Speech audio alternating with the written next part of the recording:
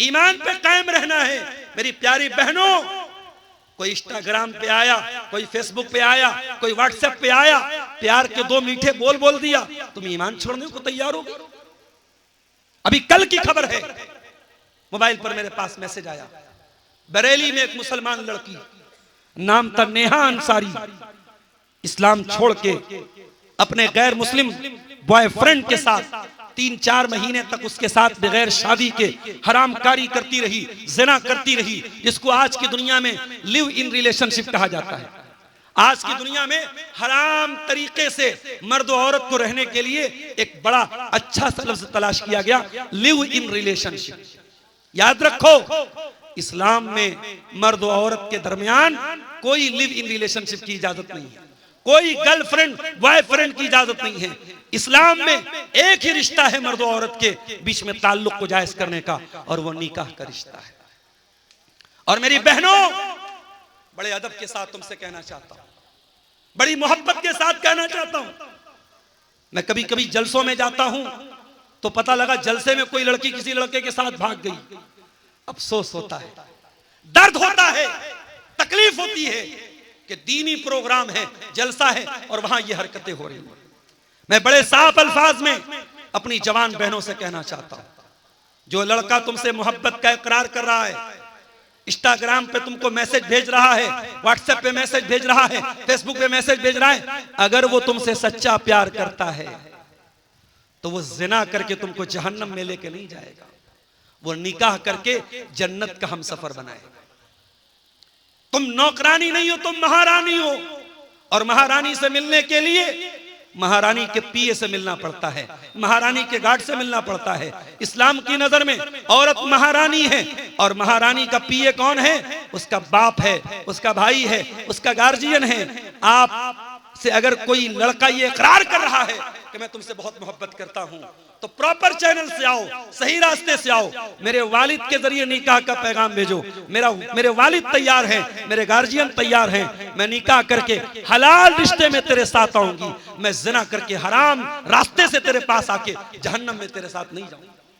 ये तय कर लो मेरी बहनों, और ये बात याद रखो, शैतान का पुराना फार्मूला है, खराब माल को अच्छी पैकिंग में पैक करके शैतान पेश करता है। हमारे बाप आदम और हमारी माँ हव्वा को जब शैतान ने बहकाया तो ये कह के नहीं बहकाया कि पेड़ खा लो जन्नत से निकल जाओगे। अला अदुल्लुकुम अला शजरतिल खुल्दी व मुल्किन ला यबला, ऐ आदम ऐ हव्वा, ये जो पेड़ जिसके करीब जाने से अल्लाह तुमको मना कर रहा है, ये पेड़ अगर खा लोगे तो तुम हमेशा हमेशा जन्नत में रहोगे। ये ट्री ऑफ इटर्निटी है, ये अमृत वाला पेड़ है, इसको खा लोगे तो कभी मृत्यु नहीं आएगी, कभी नहीं मरोगे। तो शैतान का पुराना तरीका है, कभी बेहयाई को फैशन का नाम देता है, कभी जिना को प्यार का नाम देता है, कभी शराब को बियर का नाम देता है, कभी नंगेपन को मॉडर्न और फैशन का नाम देता है। शैतान की पैकिंग से धोखा न खाना। कुरान कहता है इन्नहु लकुम अदुव्वुम मुबीन, शैतान तुम्हारा खुला हुआ दुश्मन। मेरे भाइयों, ये तो ग्रीन सिग्नल हो गए, अब आइए कुछ शरीयत के रेड सिग्नल भी देख लेते। शरीयत हमसे कहती है सूद न खाओ, या अय्युहल्लज़ीना आमनू ला ताकुलुर रिबा, ए ईमान वालो सूद और ब्याज मत खाओ। आपके गांव देहात में आज मुझे मालूम हुआ है सूद और ब्याज की बहुत सारी शक्लें चल रही हैं। छोटा छोटा अमाउंट 3-3 हजार रुपये लोग महीने का किसी के पास जमा करते हैं, और साल भर में 12-36 हजार जमा करके 40 हजार ले रहे हैं। ये 4 हजार जो तुमने एक्स्ट्रा लिया ये ब्याज है, हराम है ये। और सूद खाने वाला अपनी सगी मां के साथ जिना करने वाले से बड़ा पाप कर रहा है। मेरे साथ सूद ना खाओ, ब्याज ना खाओ, बिजनेस करो, व्यापार करो हलाल तरीके से।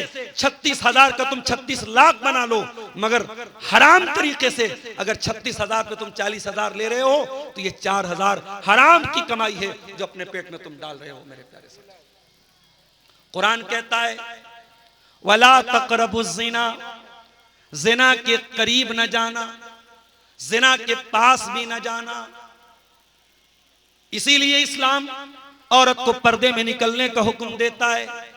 और बड़ी अजीब बात मैं देख रहा हूं आपके इलाके में, 70 साल की बूढ़ी माँ तो पर्दे में चल रही है और 20 साल की जवान छोकरी बेपर्दा घूम रही है।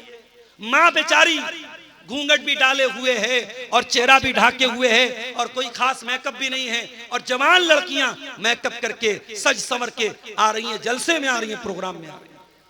याद रखो मेरी प्यारी माँ बहनों, इस्लाम कहता है वला तक़रबुज़ ज़िना, कोई ऐसा काम न करो जो ज़िना के करीब भी लेके जाता हो। औरत अगर बेपर्दा चलेगी तो ये ज़िना के करीब लेके जाने वाला अमल है। इसीलिए अल्लाह के नबी फरमाते हैं ला यख़्लुवन्न रजुलुन बिइम्रातिन इल्ला वसालिसुहुम शैतान, जब कोई मर्द किसी औरत के साथ अकेले में मिलता है तो वहां पे तीसरा शैतान होता है।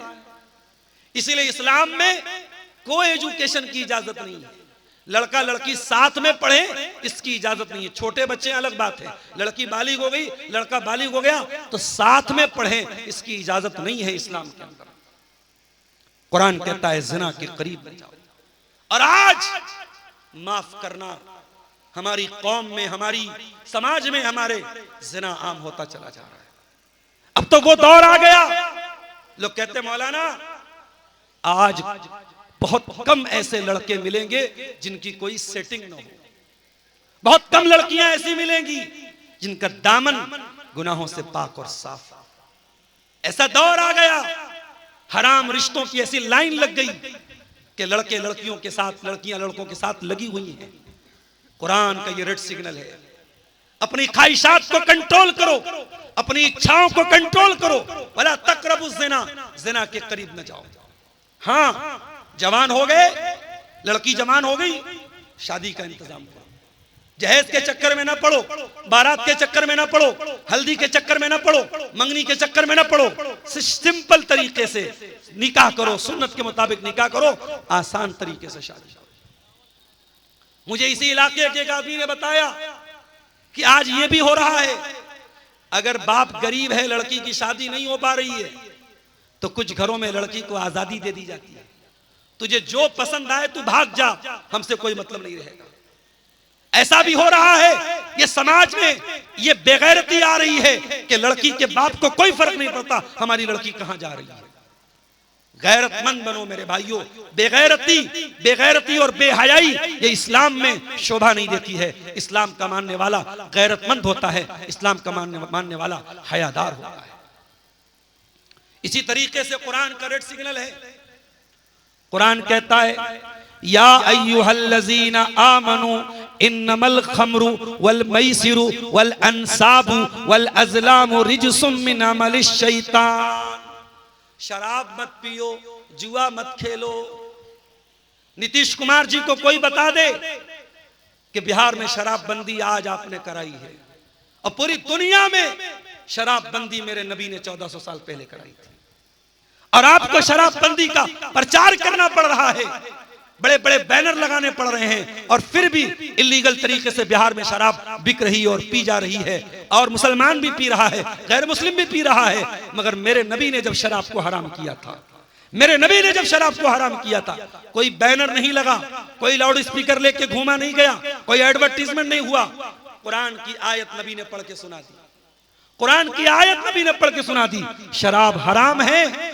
और सहाबा ने अपने बर्तनों तक को घर से निकाल दिया, और शराब की नदियां मदीना के अंदर गलियों में पानी की तरह शराब बहने लगी। सहाबा ने अपने घर से शराब निकाल दी। मुसलमान और शराब पी रहा है। याद रखो मेरे भाई, जो शराब पिएगा वो ज़िना भी कर सकता है, वो अपनी बेटी को भी गलत तरीके से टच कर सकता है, अपनी मां पर भी गलत नजर उठा सकता है। इसीलिए शराब को उम्मुल खबाइस कहा गया, तमाम बुराइयों की जड़ कहा गया। इसलिए कुरान का ये रेड सिग्नल है, शराब मत पियो, शराब के करीब मत जाओ। अगर कामयाब होना है तो शराब मत पियो। इसी तरीके से कुरान का रेड सिग्नल वला तुसइर खद्दका लिन्नास वला तमशि फिल अर्ज़ि मरहा, लोगों से गाल फुला करके न मिलाकर, जमीन में अकड़ करके न चलाकर। अहंकार नहीं होना चाहिए, गुरूर नहीं होना चाहिए। अगर आपको कोई ओहदा मिल जाए, कोई कुर्सी मिल जाए, कोई पावर मिल जाए, तो हजरत उमर को याद कर लेना। हजरत उमर से बड़ा पावर तो नहीं है आपके पास। हजरत उमर 22 लाख स्क्वायर मील के दायरे पर हुकूमत कर रहे हैं। यहां एक मामूली सा विधायक हो जाता है, सांसद हो जाता है, चेयरमैन हो जाता है, छोटी मोटी कुर्सी पा लेता है, तो उसके जो है उसका लहजा बदल जाता है, उसका लहजा बदल जाता है। जो खानदानी रईस हैं, मिजाज रखते हैं नर्म अपना, तुम्हारा लहजा बता रहा है तुम्हारी दौलत नई नहीं है। जरा सी दौलत मिल जाए, जरा सा पैसा आ जाए, जरा सी कुर्सी आ जाए, तो लहजे बदल जाते हैं। हजरत उमर फारूक रजी अल्लाह ताला अन्हु बैठे हुए हैं, अमीरुल मोमिनीन हैं, सारे मुसलमानों के खलीफा हैं। एक आदमी आता है और हजरत उमर के साथ बदतमीजी करता है, कहता यब्नल खत्ताब इन्नका मा तातीना बिल जज़ल वला तहकुम बैनना बिल अदल। ऐ उमर, तू हमारे साथ अन्याय करता है, इंसाफ नहीं करता है। हजरत उमर गुस्से में लाल हो गए, चेहरा गुस्से से लाल हो गया, थर थर कांपने लगे गुस्से के मारे। उनके पास एक आदमी बैठा था, उसने कहा ऐ अमीरुल मोमिनीन, अल्लाह कुरान में कहता है खुजिल अफवा व अमुर बिल उर्फी व आरिजानिल जाहिलीन। अल्लाह कुरान में कह रहा है लोगों को माफ कर दिया करो, जाहिलों को दरगुजर कर दिया करो, इग्नोर कर दिया करो, नजरअंदाज कर दिया करो। ऐ अमीरुल मोमिनीन, ये आदमी जाहिल है, इसने आपके साथ बदतमीजी की है, आप नजरअंदाज कर दीजिए। जैसे ही कुरान की आयत पढ़ी गई, बुखारी के अल्फाज हैं, हजरत उमर का सारा गुस्सा डाउन हो गया और वो बैठ गए। और अगला लफ्ज सुनिए हदीस का, वकाना वक्काफन इंद किताबिल्लाह। हजरत उमर अल्लाह की किताब का जहां सिग्नल आता था, रेड सिग्नल आता था, वहां रुक जाते थे। हजरत उमर कुरान की आयत पढ़ के रुक जाते थे, अल्लाह के रेड सिग्नल को कभी क्रॉस नहीं करते थे। अल्लाहु अकबर। मेरे भाइयों, अहंकार न करो, गुरूर न करो, मिट्टी से पैदा हुए हो, मिट्टी ही में मिल जाओगे।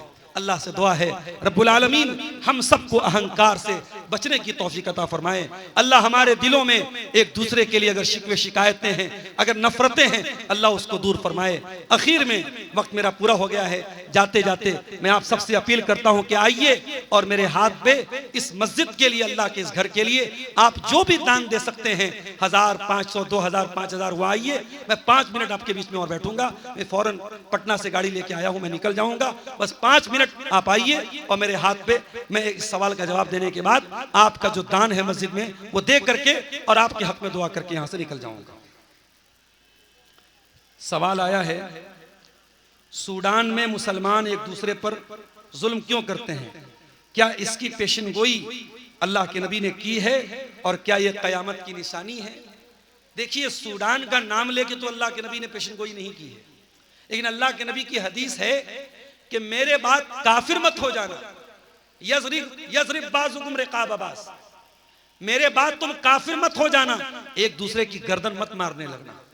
इसका मतलब कि मुसलमानों के अंदर किसी दौर में ये चीज भी आएगी कि वो एक दूसरे की गर्दन मारेंगे, एक दूसरे पर अत्याचार करेंगे।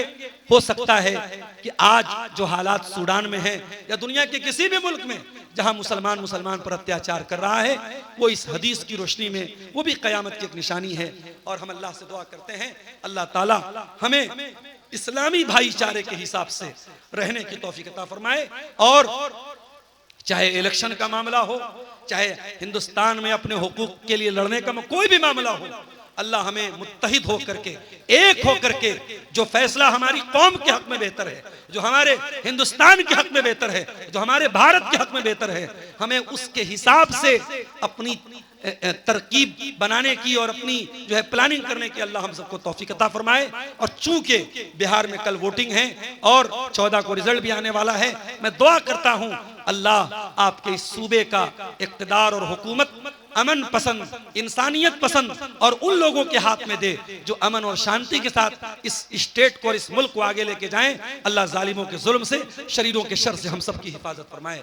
मेरे प्यारे साथियों, आइए, वक्त पूरा हो गया है, मुझे ताखिर हो रही है, निकलना है। आप आइए और देर न कीजिए। आप इस मस्जिद के लिए थोड़ा बहुत जो भी दान दे सकते हैं, चंदा दे सकते हैं, अल्लाह की राह में दीजिए। अल्लाह के नबी की हदीस है, इत्तकुन्नार वलो बिशिक्की तमरा, अल्लाह की राह में अगर एक खजूर का टुकड़ा भी तुम दे करके जहन्नम की आग से बच सकते हो तो अपने दामन को बचा लो। जज़ाकुमुल्लाहु खैरा। आजा बेटा आजा। আপনারা তাড়াতাড়ি দিয়ে দেন, 10 মিনিটের মধ্যে শেখ আপনাদের কাছ থেকে চাঁদা নেবেন এবং পরবর্তী বক্তা ইনশাআল্লাহ আসছেন। छोटे छोटे बच्चे आ रहे हैं, बड़ों से गुजारिश है, माँ बहनों से गुजारिश है, मैं ज्यादा देर आपके बीच में नहीं हूँ। आप इस जलसे में आए हैं और ये माइंड सेट बना के आए हैं कि हमें मस्जिद में दान देना है, आप देते हुए जाएं। देखिए ये बड़ा अमाउंट भी आया है, शायद कितना 10,000 है, जो भी है मैं बगैर नाम लिए सबके हक में दुआ करता हूं।